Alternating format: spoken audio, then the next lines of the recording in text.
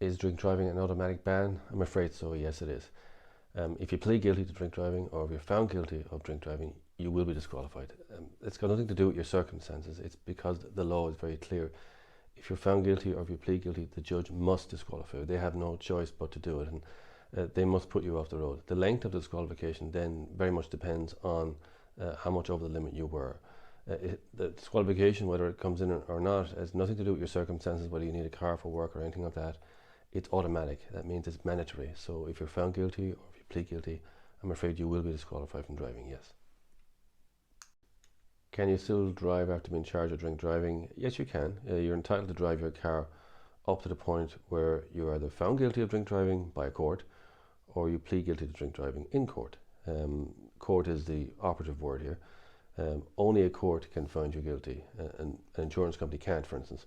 So you're entitled to drive your car until you either plead guilty to drink driving or have been found guilty of drink driving, and the difference in time between arrest and being found guilty or pleading guilty can sometimes be weeks, but it can also be many, many months. So you're entitled to drive until the court finds you guilty and imposes a disqualification on you, yes.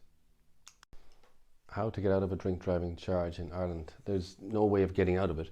If you've been arrested for drink driving and you've given a breath, blood or urine sample and they come back over the prescribed limit, you will be prosecuted for that in court. There's no specific defence under law which would allow you to escape a prosecution. There's no specific defence understood by the courts, such as the special reasons defence that they can use in limited circumstances in the UK, where perhaps you've moved the car from point A to point B and that distance is very, very short.